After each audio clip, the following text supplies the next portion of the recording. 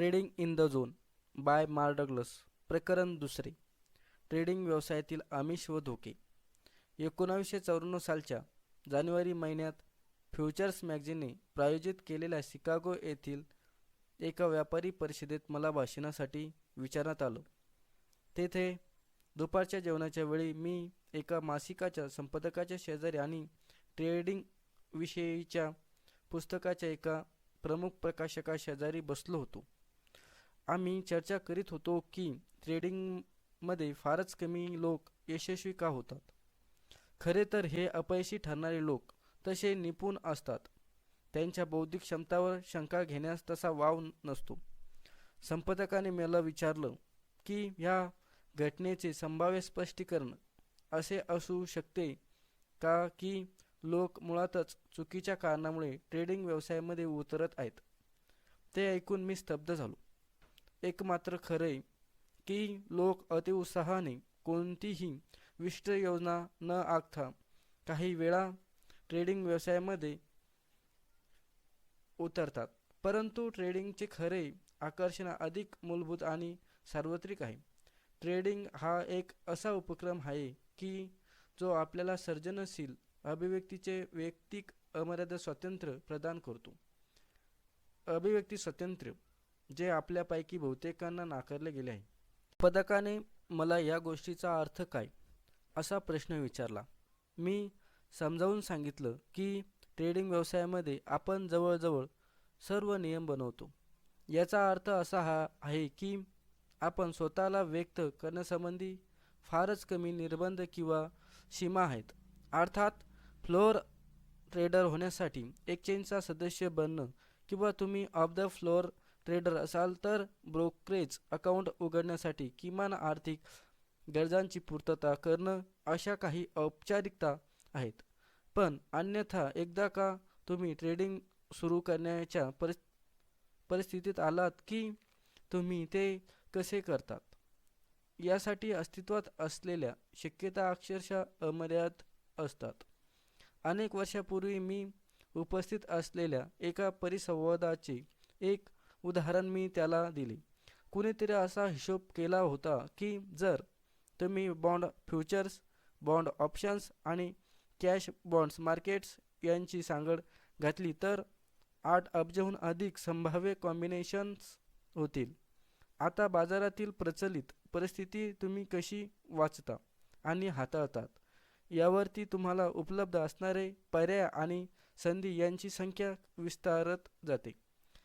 त्यावर त्या संपादकाने मला विचारलं, अशा अनिर्बंध वातावरणात प्रवेश मिळाल्यामुळे सातत्यपूर्ण अपयश का येईल? मी म्हणालो, अमर्यादित शक्यता आणि त्या शक्यतांचा फायदा घेण्याच्या अमर्याद स्वातंत्र्यासह त्या व्यक्तीस अद्वितीय आणि विशेष मानसिक आव्हाने देखील पचवावी लागतात. ही अशी आव्हाने आहेत की ज्यास सामोरे जाण्यासाठी फारच कमी लोक योग्यरित्या सुसज्ज असतात. स्वातंत्र्याचे मूल्य सर्वत्र उच्च असते. आपल्या सर्वांनाच ते स्वाभाविकपणे हवेसे वाटले तरी त्यासाठी झटावे लागते. आपल्याकडे संसाधने अमर्यादित आहेत. त्यातही आपली मानसिक संसाधने अजून पूर्णपणे विकसित झालेली नाहीत. आपल्याला मानसिक आव्हाने सोडवायची असतील तर प्रत्येकाने आपली शैक्षणिक पार्श्वभूमी, बुद्धिमत्ता किंवा इतर प्रयत्नांमध्ये ते किती यशस्वी झाले आहेत याची पर्वा न करता काही मानसिक समायोजन करणे आवश्यक आहे. हे समायोजन असे आहे ज्याचा संबंध एका अंतर्गत मानसिक रचना तयार करण्याशी आहेत. ही मानसिक रचना ट्रेडरला नंबर 1 काही कारणांचे स्वातंत्र्य आणि नंबर 2 त्या स्वातंत्र्याचा थेट परिणाम होऊ शकणाऱ्या आर्थिक आणि मानसिक नुकसानीचा अनुभव घेण्याची क्षमता या दोन्हीमध्ये सर्वात जास्त प्रमाणात असंतुलन प्रदान करतो. मानसिक रचना तयार करणे पुरेसे कठीण असू शकते, विशेषतः जर एखादी गोष्ट आपल्या मनाच्या विरुद्ध असेल तर. आपल्यापैकी ज्यांना यशस्वी ट्रेडर व्हायचं आहे त्यासाठी योग्य कृती आराखडा तयार करण्यात नेहमीच अडचणी येणार आहे. आणि त्यातही मानसिक प्रतिक्रियामुळे त्या वाढत जाणार आहेत. आपण सर्वजण कोणत्या न कोणत्या सामाजिक वातावरणात जन्माला आलो आहोत. सामाजिक वातावरण किंवा समाज, मग ते कुटुंब असो, शहर असो, राज्य असो वा देश असो, ते सर्व घटक आपली मानसिकता सूचित करते. सामाजिक संरचनेमध्ये नियम, बंधने, सीमा आणि समजुतीचा एक संच असतो, जो वर्तनाची एक संहिता बनवतो. हे संच त्या सामाजिक संरचनेतील व्यक्ती कशा प्रकारे स्वतःला व्यक्त करू शकतात किंवा करू शकत नाहीत यावर मर्यादा घालतात. सम समाजरचनेच्या बहुतांश मर्यादा आपण जन्माला येण्यापूर्वीच प्रस्थापित केल्या गेलेल्या असतात. दुसऱ्या शब्दात सांगायचं झालं तर आपल्यापैकी कोणीही जन्माला येण्यापूर्वीच आपल्या वैयक्तिक अभिव्यक्तीवर नियंत्रण ठेवणारी बहुतेक सामाजिक घटक पूर्वीच रुजलेली असतात. समाजाची संरचनेची गरज आणि त्या व्यक्तीची स्व अभिव्यक्तीची गरज असा संघर्ष का होऊ शकतो हे सहज लक्षात येते. ट्रेडिंगच्या क्लेवर प्रभुत्व मिळवून इच्छिणाऱ्या प्रत्येक व्यक्तीला अशा मूलभूत संघर्षाचा सामना करावा लागतो. या ग्रहावर जन्मलेल्या प्रत्येक मुलामध्ये एखादे मूलभूत वैशिष्ट्य वैयक्तिक अभिव्यक्तीचा एक प्रकार सर्वसामान्य आहे, ते म्हणजे कुतूहल. मग ते मूल कोणत्या ठिकाणी, संस्कृतीत किंवा सामाजिक परिस्थितीत जन्माला आलेले असू द्या, प्रत्येक मुलाला उत्सुकता असते. प्रत्येक मूल शिकण्यासाठी उत्सुक असतं. त्याच्यामध्ये जिज्ञासा भरून राहिलेली असते. याचाच अर्थ त्या लहान मुलास आपण कोणतेही बंधन न आणता प्रत्येक कुटुंबाचा आनंद घेण्यास मुक्त सोडणे, तर ते बाळ हे कोणत्याही बाह्य प्रेरणेशिवाय खूप काही शिकू शकते. दुसऱ्या शब्दात सांगायचं झालं तर जरी सर्व मुलांना कुतूहल असलं तरी सर्व मुलांना नैसर्गिकरित्या एकाच गोष्टीबद्दल कुतूहल असतं असं नाही. आपल्यापैकी प्रत्येकाच्या आत असं काहीतरी आहे की जे आपल्याला जाणवेल सतत डिवचत असते, काहीतरी नाविन्य आणण्याची प्रेरणा देत असते.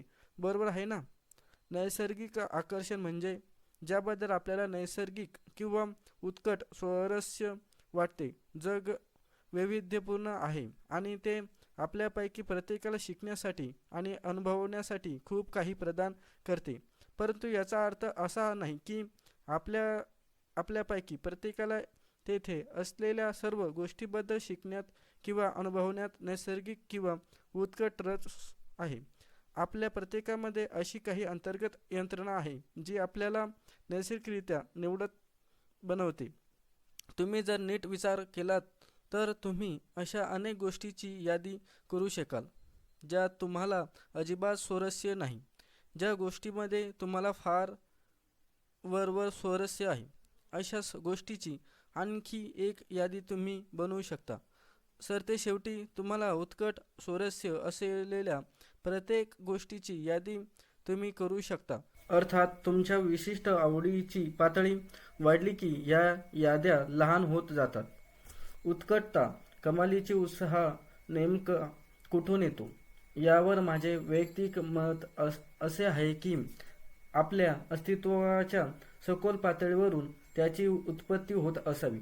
आपण स्वतःला पूर्णपणे ओळखले असेल तर आपल्याला आपल्या स्वारस्याची नेमकेपणे ओळख होईल. आपल्या सामाजिक संगोपनाचा परिणाम म्हणून आपल्याला आवडी निवडी आणि आपले स्वारस्य ह्या गोष्टी विकसित होत असतात. धोके. आपल्या अस्तित्वाच्या खोलवरच्या पातळीवरच संघर्षाची शक्यता असते. ज्या सामाजिक संरचनेत आपण जन्माला आलो आहोत ती संरचना आपल्या आंतरिक निर्देशित गरजा आणि हितसंबंधाबद्दल संवेदनशील असू शकते किंवा नसू शकते. उदाहरणार्थ, तुम्ही कदाचित अत्यंत स्पर्धात्मक खेळाडूच्या कुटुंबात जन्माला आला असाल, परंतु तुम्हाला शास्त्रीय संगीत किंवा कलेबद्दल उत्कट रुची वाटत असेल. तुमच्याकडे नैसर्गिक ॲथलेटिक क्षमता देखील असू शकते, परंतु तुम्ही ॲथलेटिक स्पर्धांमध्ये भाग घेण्यात वास्तविक स्वारस्य दाखवत नाही. येथे संघर्षाची काही शक्यता आहे का?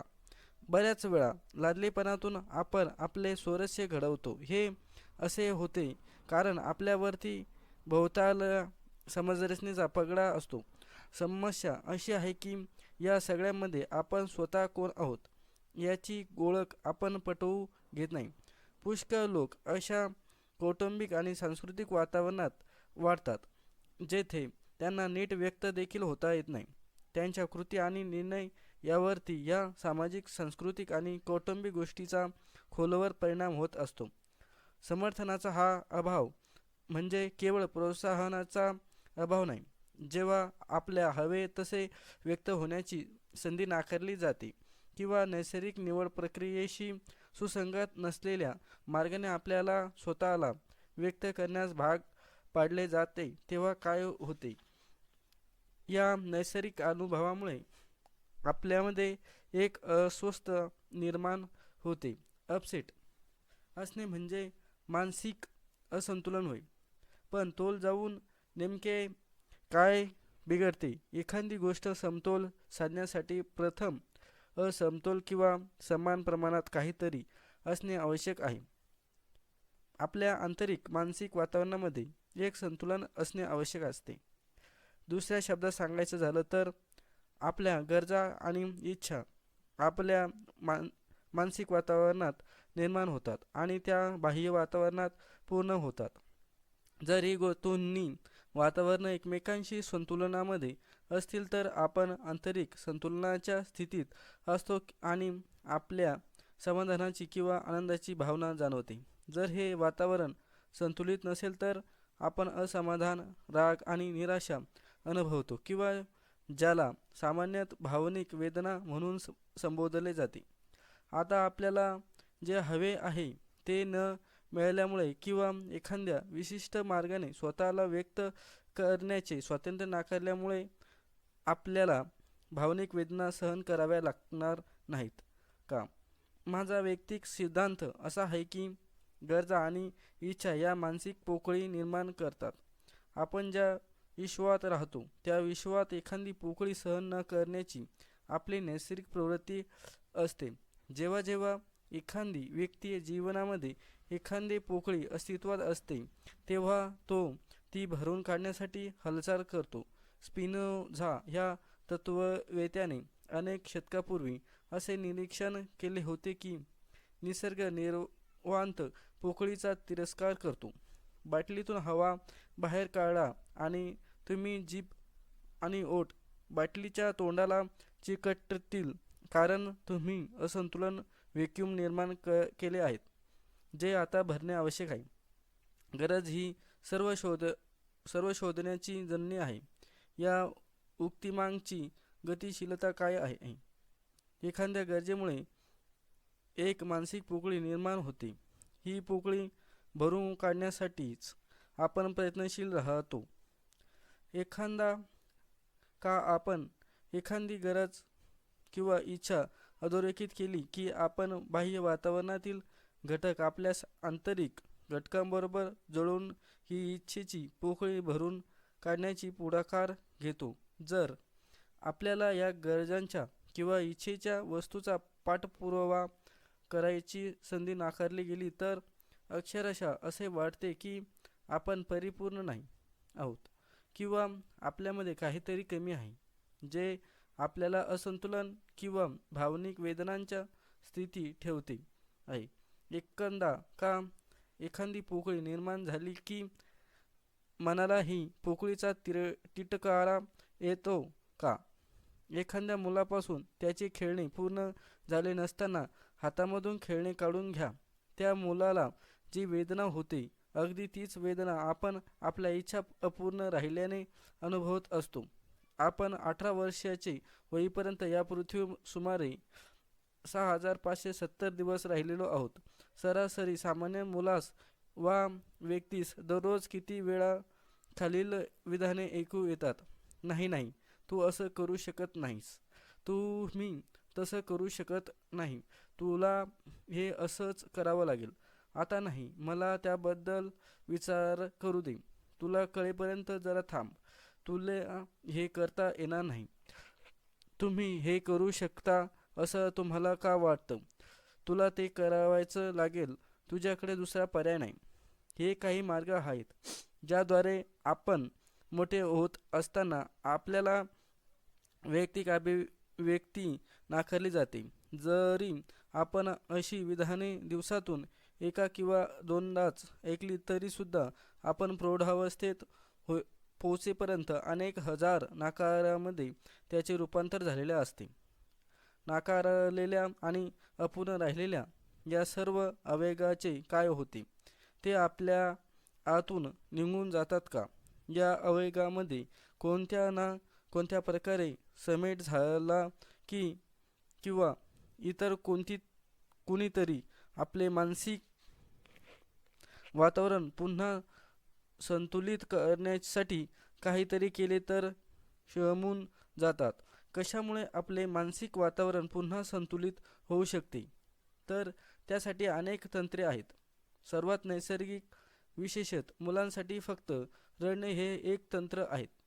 लहान मुलांसाठी या नाकारलेल्या अपूर्ण आवेगाचा मेळ घालण्यासाठी रडणे ही एक नैसर्गिक यंत्रणा, निसर्गाचा मार्ग आहे. वैज्ञानिक संशोधकांना अश्रू नकारात्मक चार्ज आयनांनी बनलेले आढळले आहेत. जर त्याला नैसर्गिक मार्ग स्वीकारण्याची परवानगी दिली गेली तर रडण्यामुळे आपल्या मनातील नकारात्मक भारित ऊर्जेला हद्दपार केले जाते. मूळ आवेग कधीच पूर्ण झाला नसला तरी आपल्याला पुन्हा समतोल स्थितीत येण्यासाठी मदत होते. समस्या अशी आहे की बहुतेक वेळा घटकांना त्यांचा नैसर्गिक मार्ग स्वीकारून दिला जात नाही आणि त्यामुळे नाकारलेल्या आवेगाचा कधीही मेळ बसत नाही. जर या आवेगांचा मेळ घातला गेला नाही तर काय होईल याचा विचार करा. ते आवेग जमा होतात आणि सहसा कोणत्याही व्यसनामध्ये आणि सक्तीच्या वर्तनामध्ये स्वतःला प्रकट करतात. बरेच लोक लक्ष वेधून घेण्याचे व्यसन करतात. मी अशा लोकांचा उल्लेख करीत आहे जे स्वतःकडे लक्ष वेधण्यासाठी बहुतेक काहीही करतील. अशा व्यक्तींना असे वाटते की जेव्हा ते तरुण होते तेव्हा त्यांच्याकडे एकतर पुरेसे लक्ष दिले गेले नाही किंवा जेव्हा एखादी गोष्ट मिळवणे त्यांच्यासाठी महत्त्वाचे होते तेव्हा ती त्यांना मिळाली नाही. कोणत्याही परिस्थितीत वंचितता ही निराकरण झालेली भावनिक ऊर्जा बनते. ही ऊर्जा त्यांना व्यसनाने समाधान मिळेल अशी भावना निर्माण करते. या निर्बंध नाकारलेल्या आवेगाबद्दल जे आपल्याला सर्वांमध्ये अस्तित्वात आहे समजून घेणे आपल्यासाठी महत्त्वाचे आहे, कारण ते आपल्या लक्ष केंद्रित करण्याच्या आपल्या क्षमतेवर परिणाम करतात. आपल्या ट्रेडिंगसाठी आवश्यक स्थितीबद्ध सुसंगत दृष्टिकोन आत्मसात करण्यात अडथळा ठरतात. सुरक्षितता. ट्रेडिंगच्या वातावरणात प्रभावीपणे कार्य करण्यासाठी आपल्या वर्तनाचे मार्गदर्शन करण्यासाठी आपल्याला नियम आणि सीमांची आवश्यकता असते. हे व्यापाराचे एक सोपे सत्य आहे की स्वतःचे प्रचंड नुकसान होण्याची शक्यता अस्तित्वात आहे. असे अनेक प्रकारचे व्यापार आहेत ज्यामध्ये तोटा होण्याचा धोका अमर्यादित आहे.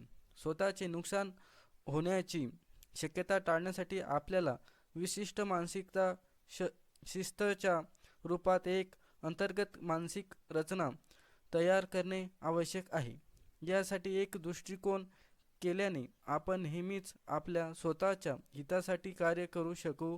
ही रचना आपल्या प्रत्येकाच्या आतच अस्तित्वात असली पाहिजे, कारण ही मानसिक रचना बाजारपेठ आपल्याला आयती पुरवत नाही.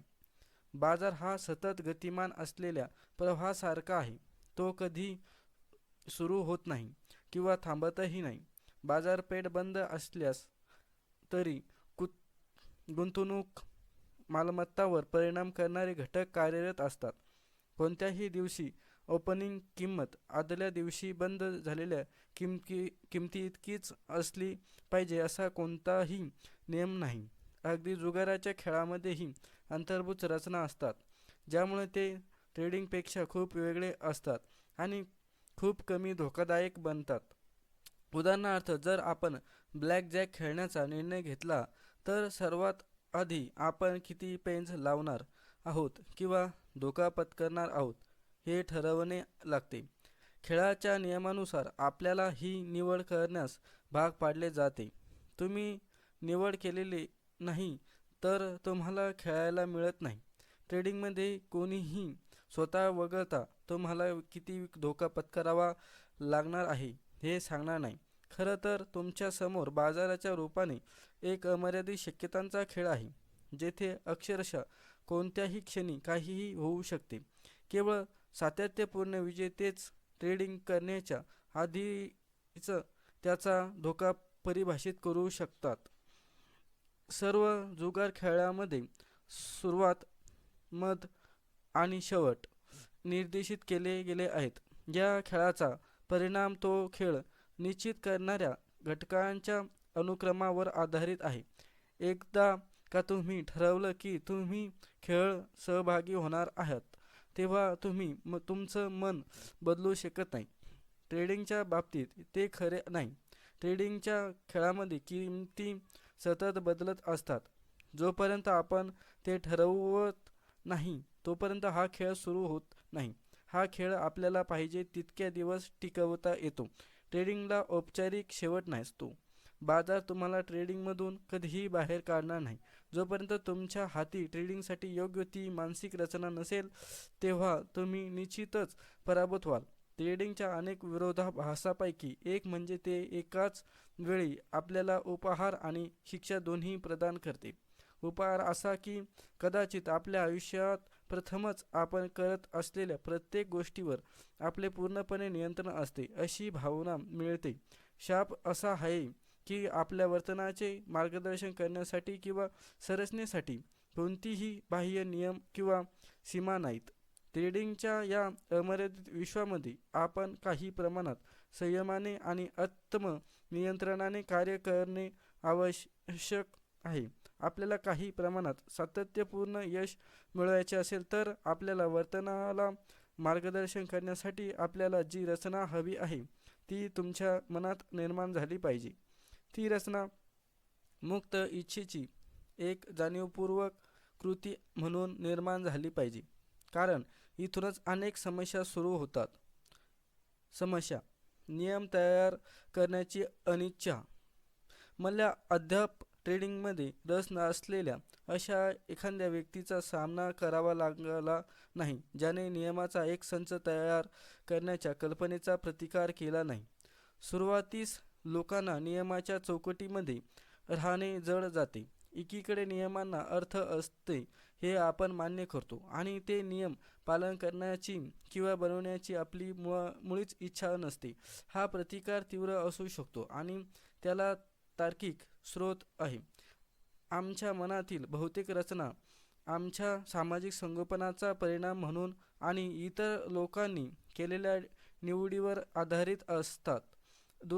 दुसऱ्या शब्दात सांगायचं झालं तर ह्या रचना आपल्या मनावर बिंबवलेल्या गेलेल्या असतात. आपल्या मनात त्याचा उगम झालेला नसतो. बाहेरून एखादी रचना बिंबवली गेलेली आपल्यामध्ये एक प्रकारची नकारात्मकता येत असते. या नकारात्मक भावनांचे संचयन आपल्या मानसिक वातावरणात एक शक्ती म्हणून कार्य करते. यामुळे आपल्याला स्वातंत्र्य आणि आड येणाऱ्या प्रत्येक गोष्टीचा आपण आकारण विरोध करू लागतो.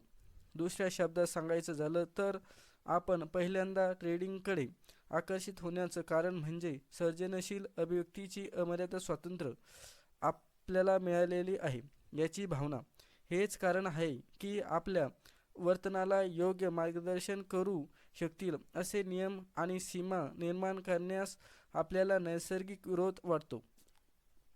समस्या: जबाबदारी घेण्यास असमर्थता. तात्कालिक परिणामासह एक शुद्ध बिनधास्त वैयक्तिक निवड असे ट्रेडिंग वर्तन केले जाऊ शकते. लक्षात ठेवा, ट्रेडिंग ही अशी कृती आहे जोपर्यंत आपण ती सुरुवात करण्याचा निर्णय घेत नाही तोपर्यंत ती सुरू होत नाही आणि संपतही नाही. ट्रेडिंगची सुरुवात, मध्य आणि शेवट हे आपल्याला उपलब्ध माहितीच्या आपल्या स्पष्टीकरणाचा आणि आपण आपल्या स्पष्टीकरणानुसार कसे कार्य करतो याचा परिणाम आहे. आपल्या निवडीबरोबर त्या निवडीच्या परिणामासाठी देखील आपण तयार असायला हवे. जो ट्रेडर आपल्या कृतीच्या परिणामाची जबाबदारी स्वीकारण्यास तयार नाहीत, ते स्वतःला द्विधा मनस्थितीत ढकलून देत असल्याचे तुम्हाला दिसेल. निवडीचे संपूर्ण स्वातंत्र्य प्रदान करणाऱ्या क्रियाकलापांमध्ये तुम्हाला जबाबदारी घेणे कसे टाळता येईल? ट्रेडिंगचे वास्तव कठीण असते. तुम्हाला जर तुमच्या ट्रेडिंगमध्ये सुसंगतता निर्माण करायची असेल तर त्याच्या कृतीचा परिणाम काही झाला तरी तुम्ही त्यास पूर्णपणे जबाबदार आहात हे गृहीतक धरावे लागेल. यादृच्छिकता म्हणजे जबाबदारीशिवाय असंरचित स्वातंत्र्य होय. जेव्हा आपल्या चांगल्या प्रकारे परिभाषित योजनांशिवाय आणि व्हेरिएबल्सच्या अमर्यादित संचासह ट्रेडिंग करतो तेव्हा आपल्या आवडीनुसार होणाऱ्या व्यापाराचे श्रेय घेणे खूप सोपे आहे. त्याच वेळी तुम्हाला पाहिजे तसे न झालेल्या ट्रेडिंग व्यवहाराची जबाबदारी घेणेही महत्त्वाचे आहे. मी अगणित ट्रेडर्सबरोबर काम केले आहे जे तासनतास जबाबदारीचे विश्लेषण करण्यात आणि दुसऱ्या दिवशीच्या ट्रेडिंगचे नियोजन करण्यात घालवतात आणि मग त्यांनी आखलेल्या व्यापाऱ्यांना प्रत्यक्ष रूप देण्याऐवजी ते दुसरेच काहीतरी करून बसतात. त्यांनी केलेले ट्रेड व्यवहार हे सहसा मित्रांकडून किंवा दलालाच्या टीप यावर आधारित असतात. आपण असंरचित यादृच्छिक व्यापारासाठी कसे संवेदनशील बनतो याचे हे एक उत्कृष्ट उदाहरण आहे. कारण आपल्याला आपल्या स्वतःच्या निर्णयाची जबाबदारी टाळायची असते. जेव्हा आपण आपल्या स्वतःच्या कल्पनांवर काम करतो तेव्हा आपण आपल्या सर्जनशील क्षमतांना धार लावत असतो आणि आपल्या कल्पनांना किंवा चांगल्या प्रकारे काम करत होत्या याचा त्वरित अभिप्राय आपल्याला मिळतो देखील. कोणत्याही असमाधानकारक परिणामाचे तर्कसंगत स्पष्टीकरण करणे खूप कठीण आहे. याउलट जेव्हा आपण अनियोजित यादृच्छिक ट्रेडिंग करतो तेव्हा त्याच्या वाईट परिणामासाठी मित्र किंवा दलालाला दोष देऊन जबाबदारी झटकणे पसंत करतो. समस्या: यादृच्छिक पुरस्काराचे व्यसन. माकडावरील यादृच्छिक बक्षिसांच्या मानसिक परिणामावर बरेच संशोधन केले गेले आहे. उदाहरणार्थ, माकडाला एखादे काम करायला शिकवले आणि प्रत्येक वेळी ते काम पूर्ण झाल्यावर त्याला सातत्याने बक्षीस दिले तर माकड पटकन विशिष्ट परिणामाचा संबंध त्याच्या प्रयत्नांशी जोडायला शिकतो. जर तुम्ही ते काम केल्याबद्दल बक्षीस देणं बंद केलं तर अगदी कमी वेळात माकड ते काम करणं बंद करेल. ते आपली ऊर्जा असे काहीतरी करण्यात वाया घालवणार नाही ज्यासाठी त्याला बक्षीस दिले जाणार नाही. मला खात्री नाही की आपण यादृच्छिक बक्षिसांच्या व्यसनाधीन होण्याची शक्यता का आहे. जर मला अंदाज लावायचा असेल तर मी म्हणेन की जेव्हा मला अनपेक्षित आनंददायक आश्चर्य अनुभवतो तेव्हा आपल्या मेंदूत सोडल्या जाणाऱ्या उत्साही उत्तेजक रसायनाशी त्याचा कदाचित काही संबंध आहे. जर एखादे बक्षीस यादृच्छिक असेल तर ते आपल्याला कधी आणि केव्हा मिळू शकेल हे आपल्याला अनिश्चितपणे माहीत नसते. म्हणून आश्चर्याची ती अद्भुत भावना पुन्हा अनुभवायच्या आशेने आपण आपली ऊर्जा आणि संसाधने खर्च करणे कठीण नाही. खरं तर बरेच लोक अशा घटनेच्या आहारी गेलेले आहेत. दुसरीकडे जेव्हा आपण एखाद्या विशिष्ट परिणामाची अपेक्षा करतो आणि तो परिणाम हाती येत नाही तेव्हा आपण निराश होतो आणि आपल्याला वाईट वाटते. कोणत्याही व्यसनाची समस्या अशी आहे की ते आपल्याला निव्वळ कमीपणा या अवस्थेत आणून सोडते. व्यसन आपल्या मनाच्या अवस्थेवर वर्चस्व गाजवते. त्याच प्रमाणात आपले लक्ष आणि प्रयत्न यांना वेगळ्या दिशेने मार्गक्रम करते. अस्तित्वात असलेल्या इतर शक्यता एकतर दुर्लक्षित केल्या जातात किंवा नाकारल्या जातात. व्यसनाच्या आहारी जाण्याव्यतिरिक्त इतर कोणत्याही मार्गाने वागण्यात आपल्याला शक्तिहीन वाटते. यादृच्छिक बक्षिसांचे व्यसन विशेषतः ट्रेडरसाठी त्रासदायक आहे, कारण सुसंगत मानसिक रचना विकसित करतील तो एक महत्त्वपूर्ण अडथळा आहे. आपल्या संगोपनाने आपल्याला सामाजिक वातावरणात कृती करण्यास तयार केले आहे. याचा अर्थ असा आहे की सामाजिक अस्तित्वासाठी तयार केलेल्या आपल्या गरजा, इच्छा आणि इच्छा पूर्ण करण्यासाठी आपण काही विशेषत विचार धोरणे आत्मसात केली आहेत. गरजा, इच्छा आणि इच्छा पूर्ण करण्यासाठी आपण एकमेकांवर अवलंबून राहायला शिकलो आहोत. बाजारपेठा एक सामाजिक प्रयत्न असल्यासारखे वाटू शकतात, कारण त्यात बरेच लोक गुंतलेले आहेत, परंतु ते तसे नाहीत. आपण मूलभूत गरजा पूर्ण करण्यासाठी एकमेकांवर अवलंबून राहायला शिकलो आहोत. बाजारपेठाचे वर्तन मात्र एक मानसिक वाळवंट आहे, कारण सामाजिकतेच्या विपरीत येथे प्रत्येकजण केवळ स्वतःसाठी कार्यरत आहे. अनेक यशस्वी लोक ट्रेडिंगमध्ये संपूर्णपणे अपयशी ठरण्याचे एक मुख्य कारण म्हणजे त्याच यश हे केवळ त्यांच्या स्वतःच्या पुरतेच मर्यादित राहिले आहे. काही अशी आपण सर्वांनी आपल्याला मानसिक वातावरणाशी सुसंगत असे वातावरण बनवण्याची तंत्रे शिकली आहेत किंवा विकसित केली आहेत. समस्या अशी आहे की यापैकी कोणतेही तंत्र बाजारासाठी कार्यरत नाही. बाजार नियंत्रण आणि हाताळणीला प्रतिसाद देत नाही. तथापि आपण बाजारपेठेच्या माहितीबद्दलची आपली समज आणि संकल्पना तसे आपल्या स्वतःच्या वर्तनावर नियंत्रण ठेवू शकतो.